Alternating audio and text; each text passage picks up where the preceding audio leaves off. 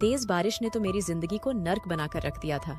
मुझे हर हाल में मीटिंग के लिए मुंबई से दिल्ली पहुंचना था, लेकिन तूफानी बारिश ने सारी फ्लाइट्स कैंसिल करके रख दी थी। इसलिए मजबूरन भागम भाग मुझे रेलवे स्टेशन जाना पड़ा। दिल्ली की टिकट मैंने अर्जेंट ही खरीदी थी, इसीलिए मुझे इकोनॉमी क्लास की टिकट मिली थी। अगर मेरी मीटिंग ना होती तो मैं कभी भी इकोनॉमी क्लास में सफ़र करने के लिए तैयार ना होता। अभी भी ट्रेन के आने में आधा घंटा बाकी था। मेरा ड्राइवर मुझे स्टेशन छोड़कर जा चुका था, इसलिए मैं बोरसा स्टेशन पर बैठा था। रात का समय था और रात के 2 बजे सिर्फ 5 मिनट के लिए यहाँ पर ट्रेन ने रुकना था और अभी 1 बज रहा था। रूटिंग से ज्यादा आज स्टेशन पर सन्नाटा छाया हुआ था। शायद रात के समय 1-2 मुसाफिर ही ट्रेन के इंतजार में होते थे। बारिश अभी भी बहुत तेज हो रही थी कि जब मैंने एक लड़की को स्टेशन के अंदर आते देखा था, लेकिन अजीब बात जो थी वह यह थी कि उसने अपना चेहरा एक चादर से छुपा रखा था। बारिश में पूरी भीगी हुई थी।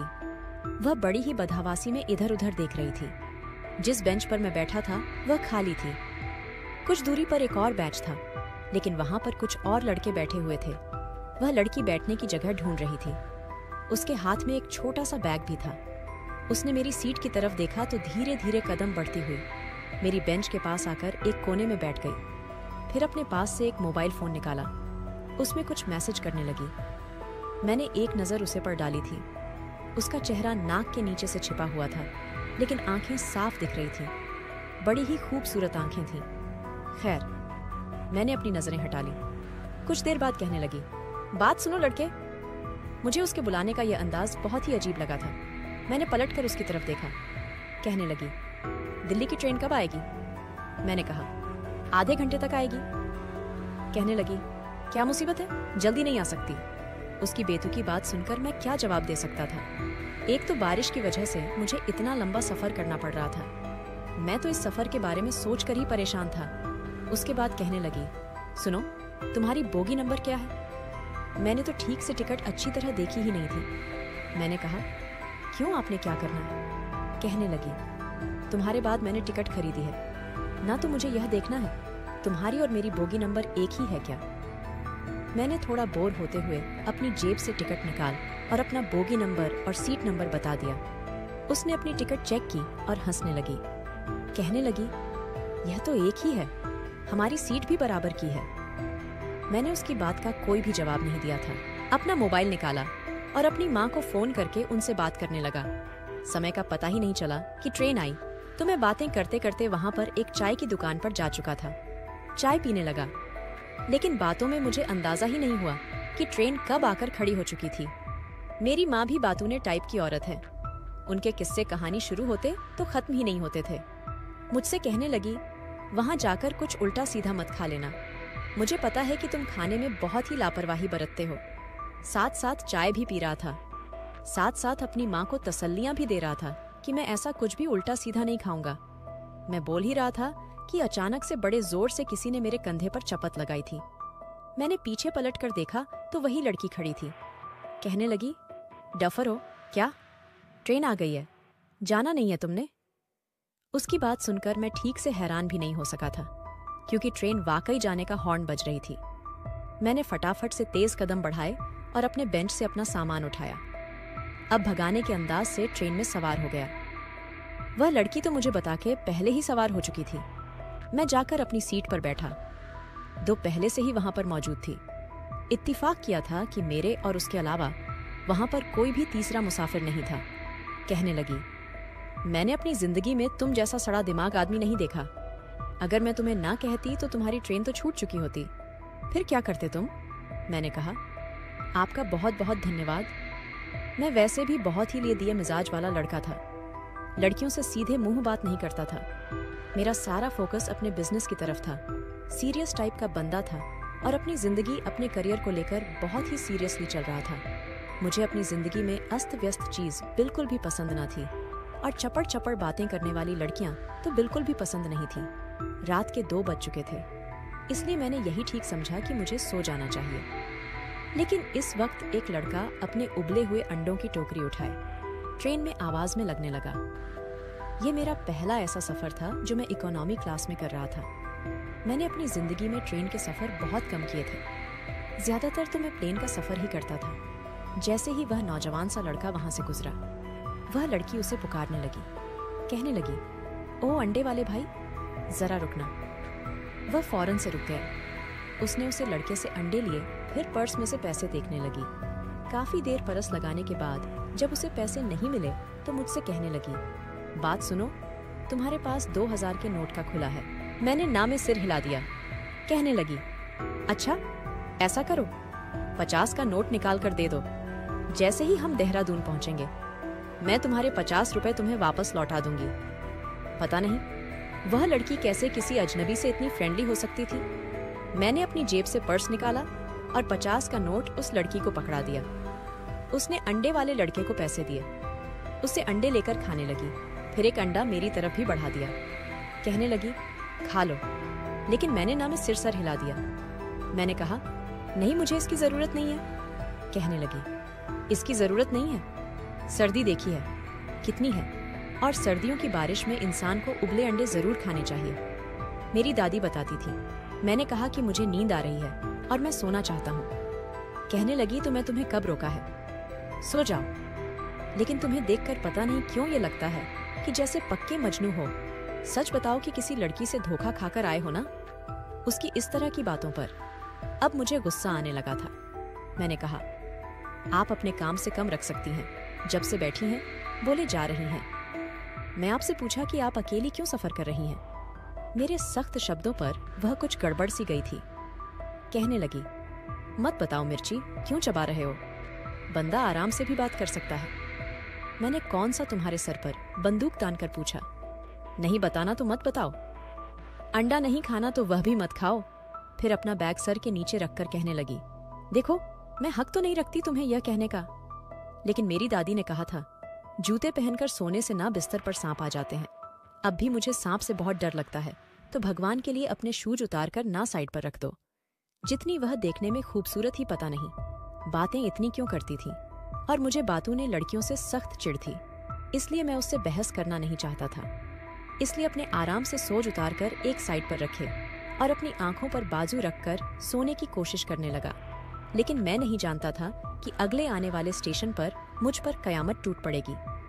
अगला स्टेशन आते ही कुछ नौजवान गाड़ी में सवार हुए थे, जिनके हाथों में पिस्तौल थी। जैसे ही वह लड़के ट्रेन पर सवार हुए तो वहां के टिकट चेकर ने उन्हें रोकना चाहा, तो उन्होंने बंदूक दिखाई। कहने लगे, हम किसी की तलाश में हैं, इसलिए हमें रोकोगे तो तुम्हें भी गोली मार देंगे। मेरी आंख खुली थी। मैंने अपनी आंखों से बाजू हटाया तो टिकट चेकर यह कह रहा था, देखें, हम आपको एक एक केबिन में घुसने नहीं दे सकते। वह कहने लगे, अगर तुमने हमें रोकने की कोशिश की तो यह जान लो कि हमारे हाथ बहुत ऊपर तक है, समझे, यह हमारी इज्जत का सवाल है। खैर, मुझे बाहर होने वाले शोर से कोई खास मतलब नहीं था।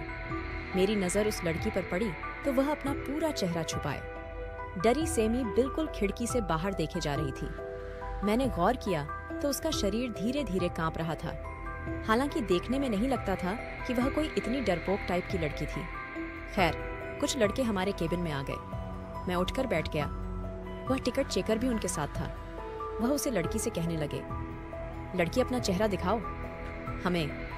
लेकिन वह कहने लगी, मैं क्यों अपना चेहरा दिखाने लगे, देखो मैं अपना चेहरा यहाँ पर किसी को नहीं दिखाऊंगी। मेरा पति बहुत ही सख्त मिजाज है। फिर वह मुझसे कहने लगी, सुनते हो जी, यह क्या कह रहे हैं, देखो तो जरा। वह मुझसे ना जाने क्यों संबोधित कर रही थी। मैं हैरत से उसे देखा था। कहने लगी, ये मेरे पति हैं, देखो मेरे पति को बहुत बड़े बड़े लोगों से संबंध है। अगर तुमने मुझ पर चेहरा दिखाने की जबरदस्ती की तो ये तुम पर केस भी कर देगा। मैं तो उस चालाक लड़की को देखकर हैरान हुआ था। फौरन से अपनी सीट से उठकर मेरे पास बैठ गई। मैंने कहा, क्या बदतमीजी है। यह उसने मेरा हाथ पकड़कर दबा दिया और आंखों में विनती भरकर मुझे देखने लगी, जैसे कह रही हो कि मैं उसकी इज्जत रख लूं। लेकिन मैं नहीं जानता था कि उसकी बात पर हामी भरना मुझे इतना महंगा पड़ सकता है। मैंने कहा, हाँ, यह मेरी पत्नी है और मैं इस बात की अनुमति आपको नहीं देता कि आप मेरी पत्नी को यूं बेइज्जत करके उसका चेहरा देखने की कोशिश करें। वह लड़के अंदर आ गए। कहने लगे, पिछले 4 केबिन हम देख कर आ चुके हैं। किसी भी पति ने अपनी पत्नी को दिखाने से इनकार नहीं किया है अगर वह सो रही होती थी तब भी चादर हटाकर उसका चेहरा दिखाया था। हम यहाँ एक लड़की की तलाश में आए हैं जो कि घर से भागी है और हम उसके भाई हैं। हम उसे जिंदा नहीं छोड़ेंगे। हमें खबर मिली है कि वह इसी ट्रेन में है। देखो, अगर तुम्हारे बड़े बड़े लोगों से संबंध है तो हमारे भी हाथ ऊंचे हैं। हर हाल में हम इस लड़की को देखकर ही जाएंगे। अगर यह लड़की हमारी बहन ना हुई तो हम यहाँ से चुपचाप चले जाएंगे। इस पर इतना तमाशा बनाने वाली कोई बात नहीं है। अब मैं समझ गया था कि वह लड़की घर से भाग कर आई थी। मैं क्या कर सकता था? उन लड़कों में से लड़की से कहा कि तुम अपना चेहरा दिखाती हो, या हम जबरदस्ती तुम्हारे चेहरे से यह चादर हटा दें। अब तो उसे लड़की का भांडा फूट जाएगा।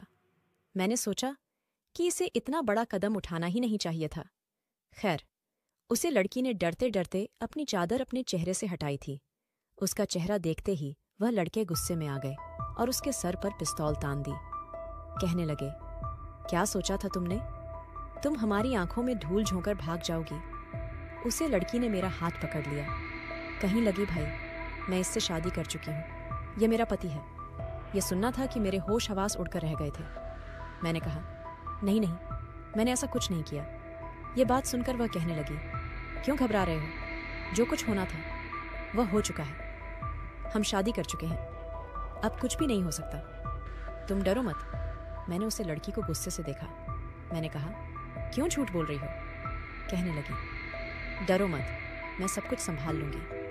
फिर अपने भाई के पास जाकर खड़ी हो गई। कहने लगी, मैं इस लड़के से शादी कर ली है। आप जो कुछ मेरे साथ करना चाहते हैं कर सकते हैं। वह लड़के उस लड़की के साथ साथ मुझे भी अपने साथ घसीट कर ले गए। मैं बार बार कहता रहा कि मैं इससे कोई शादी नहीं की है, यह झूठ बोल रही है। लेकिन वह कहने लगी, अभी कुछ देर पहले तो तुम खुद कह रहे थे, फिर आप क्यों उसे बात से मुकर रहे हो? वह उसे लड़की के साथ साथ मुझे भी अपने साथ ले गए। उसे लड़की के 5 भाई थे और उसके चाचा और ताया भी थे। सारा खानदान एक बहुत बड़े से घर में रहता था। सारे ही मर्द मुझे घेर कर बैठ गए। मैं कह कहकर थक गया था कि यह लड़की झूठी है, मेरी इससे कोई शादी नहीं हुई है। लेकिन वह लड़की बार बार यही कहा जा रही थी कि यह आप लोगों के डर की वजह से इनकार कर रहा है। और फिर कहने लगी, आप लोगों को हमें मार के क्या मिलेगा? वैसे भी ये कोई छोटा मोटा मामूली सा आदमी थोड़ी है, अच्छा खासा बिजनेसमैन है। देखो, इसके कपड़े देखो, क्या कोई गरीब लगता है? उसे समय में पेंट कोट में रखा था, टाई भी लगा रखी थी, क्योंकि मुझे तो प्लेन में सफर करके मीटिंग के लिए जाना था। तेज बारिश की मजबूरी मुझे स्टेशन पर ले आई थी और वह लड़की मेरे हुलिये का नाजायज फायदा उठा रही थी। उसके चाचा और पापा मुझे मेरे काम के बारे में पूछने लगे। मैंने कहा कि मैंने इस लड़की को कभी नहीं देखा। फिर मैंने उन्हें अपने बिजनेस का भी बता दिया। मुंबई शहर में जाने माने बिजनेसमैन में मेरी गिनती होती थी। यह सुनकर वह कहने लगे, फिर तुम्हें यूं भागने की क्या जरूरत थी? तुम ऐसे भी रिश्ता भेज दे तो हम तुम्हारा रिश्ता स्वीकार कर लेते। मैं तो उनकी बात सुनकर हैरान हुआ था। मैंने कहा, आपको समझ क्यों नहीं आती कि आपकी बेटी झूठ बोल रही है? वह कहने लगे, देखो, जो हो गया सो हो गया, लेकिन हम नहीं चाहते कि हमारी बच्ची भाग कर जाए। तुम मंदिर में शादी कर चुके हो, ठीक है, लेकिन हम अपनी पूरी बिरादरी के सामने दोबारा से पूरे रीति रिवाज के साथ तुम्हारी शादी करवाएंगे, ताकि सबको यह पता चल सके कि जो कुछ हुआ है हमारे रजामंदी से हुआ है, क्योंकि शुभांगी और तुम्हारी शादी की खबर अभी किसी के पास नहीं पहुंची है। मेरे नाना कहने पर भी मेरी शादी अगले दिन ही शुभांगी से कर दी गई थी। उन्हें अपनी बेटी की बात पर भरोसा था, लेकिन मेरी बात पर नहीं। वह लोग कुछ बदमाश टाइप के थे। मुझे घर से निकलने ही नहीं दिया, एक कमरे में बंद करके रख दिया। आपने यह तो सुना होगा कि लड़कियों के साथ जबरदस्ती की जाती है, लेकिन एक लड़का होते हुए मैं बेबस हो चुका था। उन्होंने मेरी माँ को भी बुला लिया था, जो हक्का बक्का मुझे देखे जा रही थी। कहने लगी, दिव्यांश, ये कौन सी मीटिंग थी तुम्हारी? अगर तुमने लड़की पसंद कर ली थी तो मुझसे बात करते, शर्म नहीं आई? तुम्हें किसी की बच्ची को घर से भागते हुए मैंने कहा, माँ, आप भी मुझे ऐसा समझती हैं? कहने लगी, सब कुछ तुम्हारे सामने है, और क्या समझो? मैं चुप रहने में ही भलाई समझी थी। उसे लड़की के नाटक में उसके 2 मिनट का साथ देना मुझे बहुत महंगा पड़ गया था। शादी के बाद मुझे उसे लड़की को विदा कर कर अपने घर भी लाना पड़ा। पूरे रास्ते मैं उसे लड़की से कोई बात नहीं की थी, क्योंकि मेरी माँ भी गाड़ी में मौजूद थे। यह सोचा था कि कमरे में ले जाकर उसकी अच्छे से खैर खबर लूंगा। यह क्या खेल खेला है, उसने मेरे साथ यह क्या तमाशा बनाया है। लेकिन जैसे ही मैं कमरे में दाखिल हुआ, वह लड़की हंस रही थी। कहने लगी, शुक्र है सब कुछ ठीक हो गया है, वरना मुझे तो लगा था मेरे घर वाले मुझे जान से ही मार डालेंगे। फिर कहने लगी, तुम तो बहुत दौलतमंद थे, इसलिए मेरे घर वालों ने कुछ नहीं कहा। मैंने कहा, तुम्हारा दिमाग तो ठीक है, यह क्या खेल खेला है तुमने मेरे साथ। वह कहने लगी, मेरी मजबूरी थी। असल में मैं किसी लड़के से मोहब्बत करती हूँ, लेकिन प्रॉब्लम यह थी कि वह अमीर नहीं है। मैं जानती थी मेरे घर वाले कभी भी मेरी शादी उसे नहीं करेंगे। फिर कहने लगी कि मैं उसकी खातिर ही घर से भाग गई थी, लेकिन वह स्टेशन पर आया ही नहीं था। इससे पहले कि स्टेशन पर पहुंचता ट्रेन आ चुकी थी, इसलिए मुझे ट्रेन में चढ़ना पड़ा। फिर उसका मैसेज आया कि वह मुझे दिल्ली में ही मिलेगा, लेकिन इससे पहले मेरे भाई मुझ तक पहुंच गए। मेरे पास और कोई रास्ता नहीं था, इसलिए मैंने तुम्हारे साथ ही यह नाटक किया था, क्योंकि तुम्हारे हुलिया से लगता था कि तुम कोई बहुत ही अमीर आदमी हो।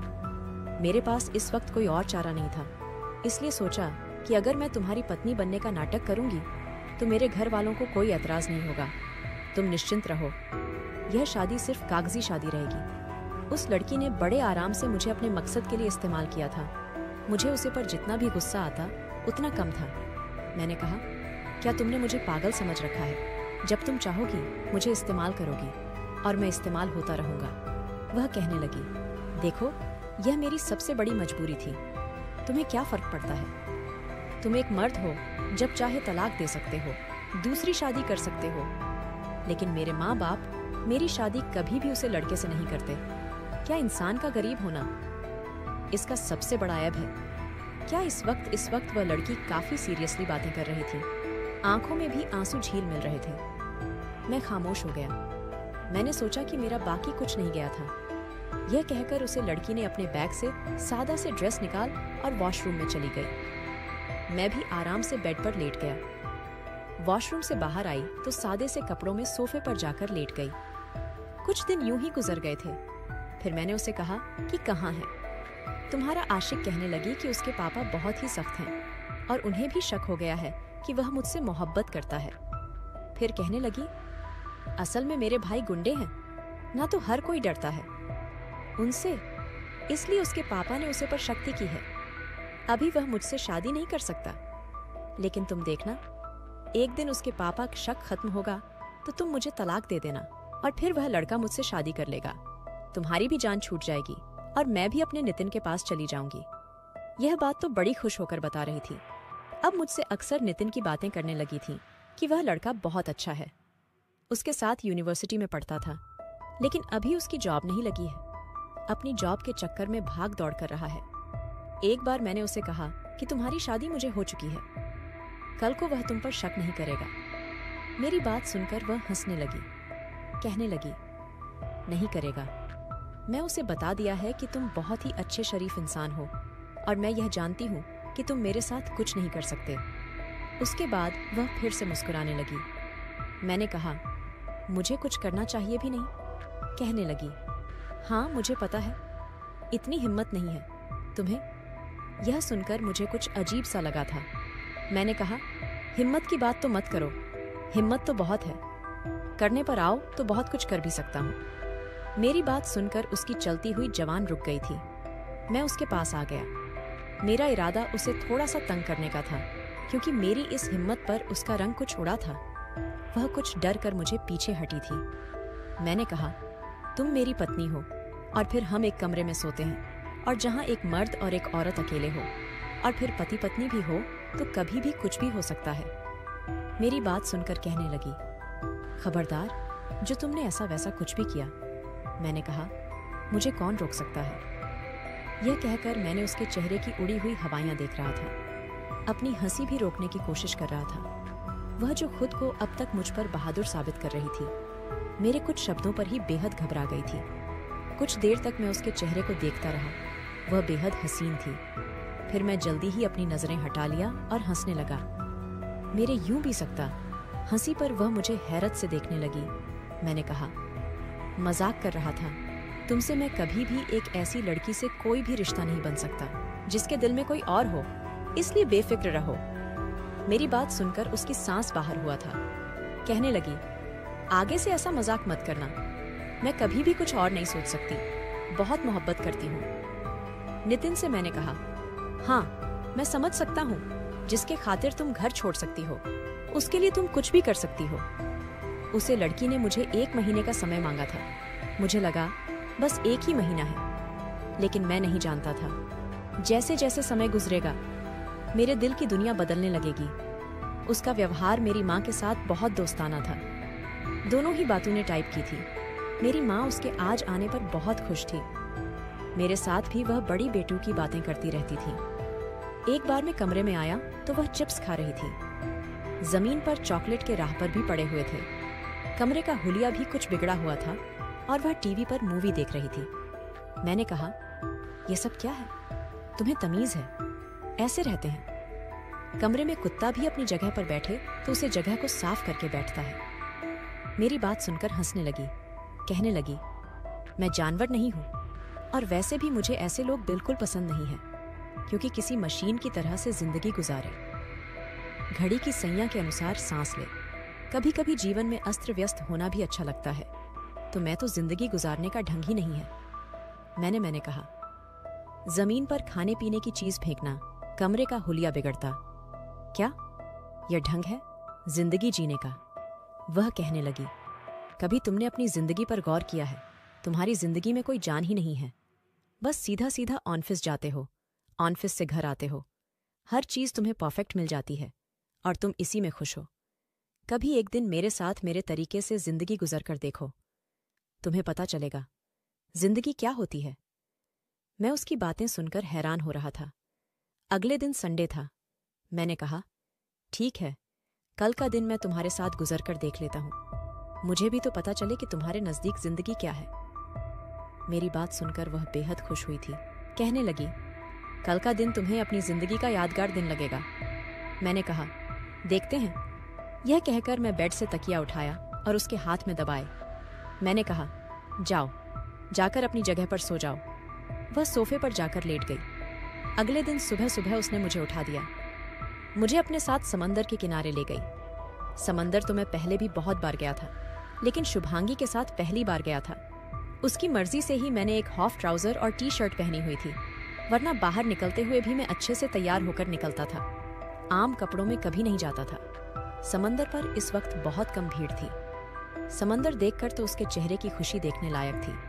मुझसे कहने लगी, आओ ना, पानी में चलते हैं। मैंने कहा, नहीं, मुझे यह सब पसंद नहीं है। मैं दूर से ही समंदर देखना पसंद करता हूँ। तो वह मेरे पास आई और बड़े प्यार से मेरा हाथ पकड़कर कहने लगी, आज मेरी मर्जी से जिंदगी गुजर कर देखो, तुम्हें बहुत अच्छा लगेगा। यह कहकर वह मुझे पानी में ले गई।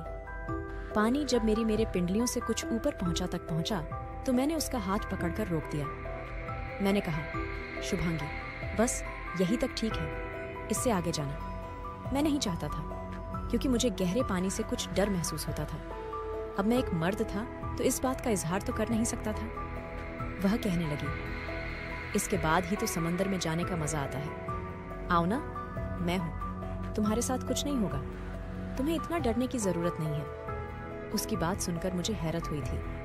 मेरी हालत को वह कैसे समझ गई थी। मैंने कहा, मैं डरता नहीं। कहने लगी, मैं जानती हूँ, तुम्हारे चेहरे पर साफ लिखा है कि तुम्हें पानी से डर महसूस होता है। वह मुझे गहरे पानी में ले गई। मुझे गुस्सा उसे समय आया जब उसने पानी की चित्त मुझ पर उड़ाई थी। बिल्कुल बचकाना हरकतें थी उसकी। मैंने कहा, यह क्या बदतमीजी कर रही हो? कहने लगी, लाइफ एंजॉय करो। वह बार बार मुझ पर पानी फेंक रही थी। पहले तो मैंने उसे मना किया, वह नहीं मानी तो मैं भी उसे पर पानी फेंकना शुरू कर दिया। जिंदगी का नया रंग देखा था। मैंने उसके साथ खूब एंजॉय किया। पानी से बाहर आने के बाद वह मुझे गोलगप्पे के ठेले पर ले गई। 12 गोलगप्पे की 2 प्लेट बनवा। मैंने कहा, मैं यह नहीं खाऊंगा। मैं कभी भी ठेले की चीज नहीं खाई थी, हमेशा एक अच्छे रेस्टोरेंट से खाता हूँ। मैं तुमने खाना है तो तुम शौक से खा सकती हो। कहने लगी, यही तो प्रॉब्लम है तुम्हारी। तुमने अपने आप को बस बंद कर रखा हुआ है कि ब्रांडेड पानी पीना है और अच्छे महंगे रेस्टोरेंट से खाना खाना है। ऐसा नहीं होता तो मेरे साथ मुकाबला करो, जो हम दोनों में से पहले गोलगप्पे खत्म करेगा। हारने वाला उसकी एक बात जरूर मानेगा, पता नहीं क्यों, लेकिन मैं उसकी बात पर तैयार हो गया। मुझे उम्मीद नहीं थी कि मैं उसे जीत गया था। मुझे पूछने लगी, बताओ मैं तुम्हारी क्या बात मानूं? मैंने कहा, अभी नहीं, समय आने पर बताऊंगा। रात तक मैंने पूरा समय शुभांगी के साथ ही गुजरा था। एक आम से होटल में खाना खाया था जो बहुत ही मजे का था। पानी स्टील के गिलास से पिया, वह भी नलके का। वह हर चीज मुझे खिलाने के बाद कहती, देखो तुम्हें कुछ भी नहीं हुआ, ये तो बड़े बड़े रेस्टोरेंट होते ना, यह भी खाना ऐसे ही बनाते हैं, बस अच्छी प्लेट में हमारे सामने पेश कर देते हैं, तो हमें लगता है कि सफाई सुथराई का ख्याल रखा गया है। लेकिन अगर तुम उनके किचन जाकर देखो तो इस ढाबे वाले से भी ज्यादा गंदे होते हैं। उसने मुझे जिंदगी एक अलग नजर से दिखाई थी, बहुत अच्छी थी। वह पहली बार मुझे लगा, बाकी मैं जिंदगी को जिया है, गुजारा नहीं। उसके बाद मेरी दोस्ती शुभांगी से बनने लगी थी। वह मुझे अच्छी लगने लगी थी। एक बार मुझसे कहने लगी, तुम्हें पता है नितिन ने मुझे आम जिंदगी जीने का ढंग सिखाया है, वरना मैं भी बहुत डरती थी। अपने भाइयों से हमारे घर का माहौल बहुत सख्त था। फिर नितिन की तारीफ में करने लगी, उसके बारे में बातें करने लगी। लेकिन पहली बार मुझे उसके मुंह से नितिन नाम बुरा लग रहा था। मुझे उसकी बातें भी बुरी लग रही थी। मैंने कहा, शिवांगी तुम मुझे नितिन की बातें मत किया करो। मेरे यूं कहने पर वह हैरान थी। कहने लगी, क्यों ना, क्या करूं, हम दोस्त हैं ना, तुम भी अपनी किसी गर्लफ्रेंड का किस्सा मुझे सुना सकते हो। मैंने कहा, मेरी जिंदगी में कोई लड़की नहीं है, मैंने कभी किसी लड़की को गौर से देखा ही नहीं। बस तुम नितिन का जिक्र मेरे सामने मत किया करो, मुझे अच्छा नहीं लगता। वह कहने लगी, क्यों अच्छा नहीं लगता? उसके सवाल पर मैं उसकी आंखों में देखने लगा। उसे कह नहीं सकता था कि मुझे नितिन से जलन से महसूस होने लगी है। मैंने कहा, छोड़ो इस बात को, तुम यह बताओ कि अगर तुम्हारी जिंदगी में नितिन ना आता और मेरा रिश्ता तुम्हारे लिए आता तो तुम क्या करती? मैं जानना चाहता था वह मेरे बारे में क्या सोचती है, मैं उसे कैसा लगता हूँ। पता नहीं क्यों यह तमन्ना मेरे दिल में जगी थी, लेकिन मैं बेबस मेरी बात पर वह मुझे गौर से देखने लगी। उसे वक्त तो वह मेरे साथ बैठी भुट्टा खा रही थी। कुछ देर के लिए वह मुझे बड़े ही प्यार से देखने लगी। कहने लगी, अच्छे खासे हो तुम, अगर मेरी जिंदगी में नितिन नाता तो तुम मुझे पसंद आ जाते। Not a bad choice. उसके जवाब नहीं तो मेरे दिल को एकदम सुकून दिया था। मैं नहीं जानता था मैं क्यों खुश हुआ था, लेकिन मैं बहुत खुश था। मेरे लिए यह दिन एक यादगार दिन बन चुका था। मेरा दिल किसी और लय पर धड़कने लगा था। शुभांगी बहुत अच्छी लगने लगी थी मुझे। एक बार मैं अपनी स्टडी रूम में रात को काम में बिजी था। जब मुझे कमरे से शुभांगी के चिल्लाने की आवाज आई, मैं फौरन से स्टडी रूम से बाहर आया और अपने कमरे में तेजी से कदम बढ़ाकर पहुंचा था। जैसे ही मैंने दरवाजा खोला और अंदर पहुंचा, बहुत ज्यादा घबराई हुई थी और एकदम भागकर मेरे सीने से लग गई। कहने लगी, दिव्यांश कमरे में छिपकली है और मुझे छिपकली से बहुत डर लगता है। सामने देखो, छत पर है, जिसे देखकर ही शायद वह चिल्लाई थी। मैंने ऊपर छत की तरफ देखा तो छिपकली लगी हुई थी। उसके ही अचानक से मेरे सीने से लग जाने से मेरे अंदर तो जैसे ऊधम सिंह मच गई थी। मेरा दिल जोर जोर से धड़क रहा था और सुबह तो शुभांगी के दिल की धड़कनें मैं अपने अंदर सुन रहा था ना। चाहते हुए भी मैंने उसे अपनी बाहों के घेरे में भर लिया था। मैंने कहा, तुम मेरे साथ हो, तुम्हें डरने की जरूरत नहीं है। मैं हूं ना, वह कह रही थी। मुझे बहुत डर लग रहा है। एकदम ही कमरे की लाइट भी बंद हो गई थी, बल्कि पूरे इलाके की ही लाइट जा चुकी थी। जनरेटर भी खराब था, वैसे भी मौसम सर्द था। मैं उसको अपने साथ लगाए बेड तक ले आया। कहने लगी, लाइट क्यों चली गई?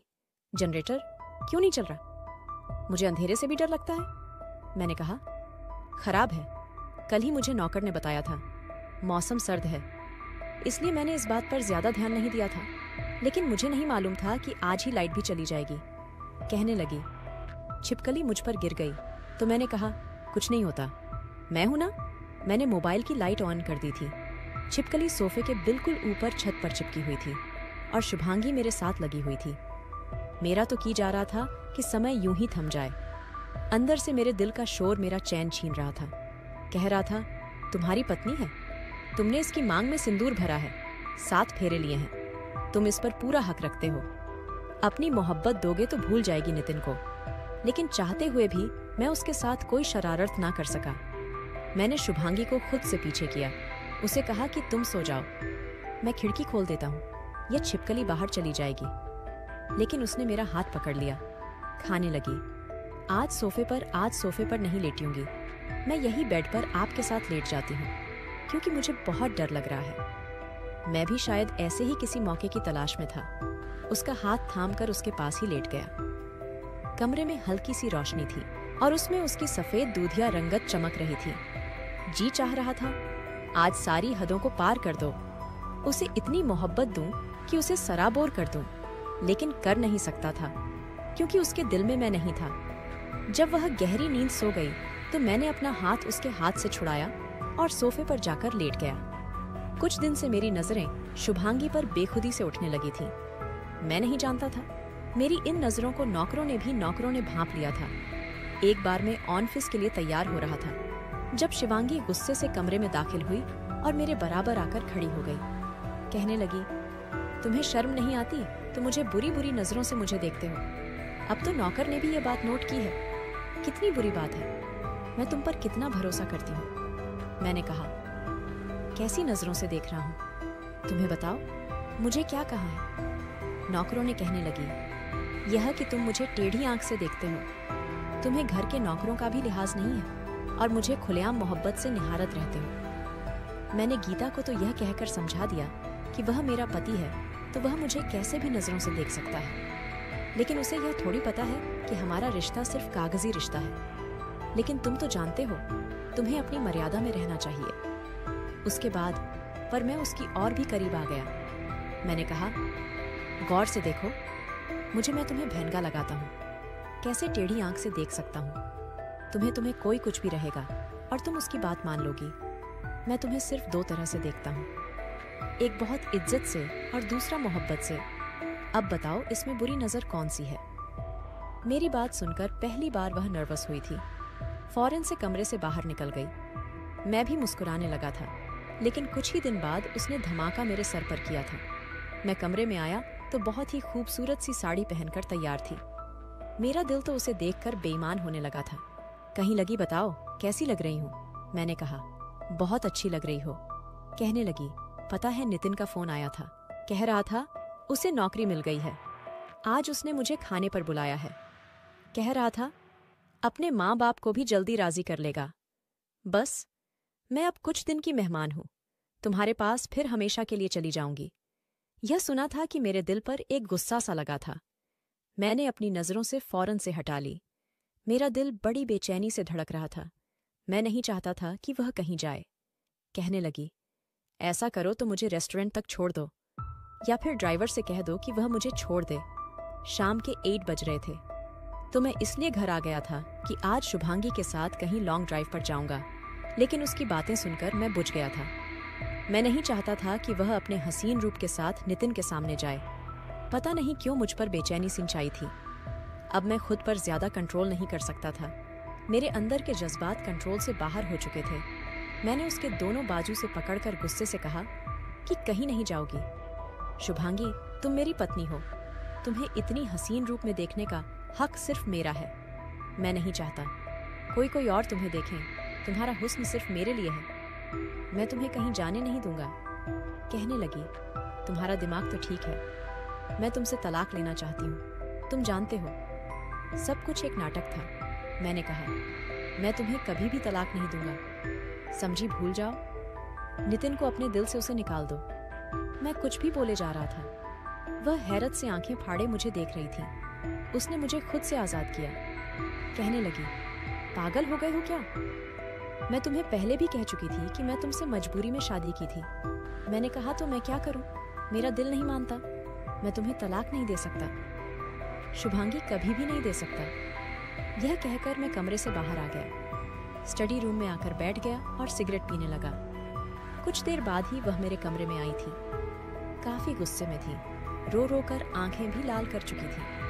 कहने लगी, मैं मर जाऊंगी। नितिन के बगैर मैंने उससे मोहब्बत की है, तुमसे नहीं। दिव्यांश, मुझे तलाक चाहिए। मैं बड़ी मुश्किल से यह बात बर्दाश्त की थी। अपनी आंखों में आने वाले आंसुओं को रोक नहीं पा रहा था। मेरी आंखों से आंसू छलक ही पड़े। मैंने कहा, ठीक है, तुम्हें तलाक चाहिए। 2 दिन के अंदर अपने नितिन से कहो कि अपने माँ बाप को राजी कर ले। मैं अब और आजमाइश नहीं दे सकता। मेरी मोहब्बत मेरी प्रॉब्लम है, मैं सह लूंगा, लेकिन मैं तुम्हें बार बार अपनी नजरों के सामने रखकर अपने घर पर नहीं रख सकता। मैंने कहा, जो यहाँ से मेरे सामने मत आना खाने लगी। मेरा मकसद तुम्हारा दिल तोड़ना नहीं था। मैंने कहा, शुभांगी जाओ, यहाँ से मुझे नहीं पता तुम्हारा क्या मकसद था, लेकिन मैं तुम्हारा मकसद को पूरा करने के लिए नहीं हूँ। एक जीता जागता इंसान हूँ, सीने में एक दिल भी रखता हूँ, और जज्बात भी आसान नहीं होता है। एक मर्द के लिए अपने हक में आई हुई लड़की के साथ एक ही कमरे में बिना उसे छुए उसके साथ रहना, लेकिन मैं ही आजमाइश दी है। लेकिन अब और कोई आज मैच नहीं दे सकता। या तो मेरी जिंदगी से हमेशा के लिए चली जाओ, या फिर मैं तुम्हें कभी भी जाने नहीं दूंगा। 2 दिन का समय है तुम्हारे पास। मेरी बात सुनकर वह कमरे से बाहर चली गई थी। मैंने पूरी रात स्टडी रूम में सिगरेट पी पीकर गुजारी थी। अगली सुबह मुझे बुखार हो गया था, लेकिन मैं शुभांगी के कमरे में नहीं गया था। गेस्ट रूम में जाकर लेट गया था। बुखार बहुत तेज था, इसलिए मैं कुछ बेहोशी की हालत में था। मुझे लगा जैसे मुझे माथे पर कोई पानी की पत्तियां रख रहा है। देखा तो शुभांगी थी। मैंने गुस्से से उसका हाथ झटक दिया। मैंने कहा, क्या करने आई हो यहाँ?